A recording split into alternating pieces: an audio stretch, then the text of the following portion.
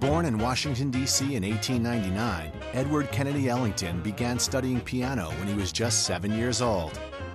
Ellington's childhood friends gave him the noble nickname Duke because of his elegant and flashy sense of style. He studied the arts while in high school, even earning but not accepting a scholarship to the Pratt Institute in Brooklyn, New York. He gave up the fine arts in favor of a musical career. By 1919, Duke performed in a small band called the Washingtonians. In the early 1920s, they moved to New York City. His group performed in Broadway nightclubs, and in time, the sextet grew into a 10 and then 15-piece ensemble. From 1927 to 1931, Ellington's band became the house band at the exclusive Cotton Club, which catered to white patrons only. The Cotton Club was the hotspot during its heyday. Live radio broadcasts from the club brought the band its first taste of real fame. Under Ellington's control, the band's popularity exploded. Ellington's band left the Cotton Club and became one of the most popular bands of the 1930s. Musical numbers include Mood Indigo and It Don't Mean a Thing If It Ain't Got That Swing.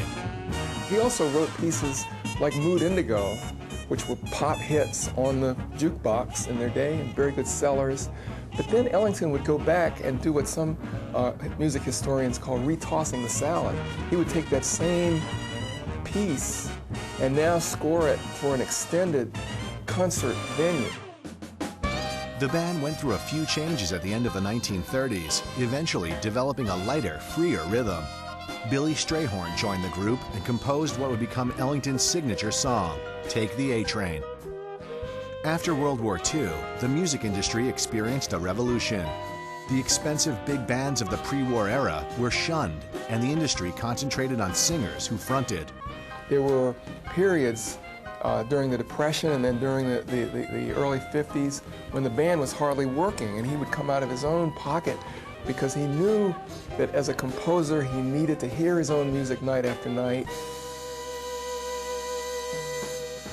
In 1956, the Duke Ellington Orchestra was invited to the Newport Jazz Festival in Rhode Island. At first, the band's performance wasn't very well received by the audience, but when they played their last number, the audience went wild.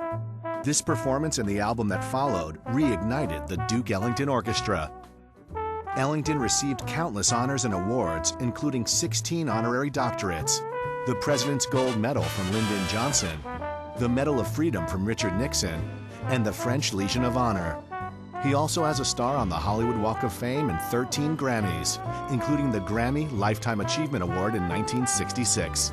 Miles Davis said that as a jazz musician, he and all of his brothers and sisters in the music should just bow down every day and thank Duke Ellington for being part of this world. The tributes continued after Ellington's death in 1974. Stevie Wonder wrote and recorded the song Sir Duke in Ellington's honor. And in 1986, the U.S. Post Office issued a commemorative stamp. In 2008, Ellington beat out Frederick Douglass and Benjamin Banneker as the emblematic image to appear on the District of Columbia's quarter in 2009. Duke Ellington was one of the greatest musicians that ever lived. What he gave music, nobody had ever done it before or after.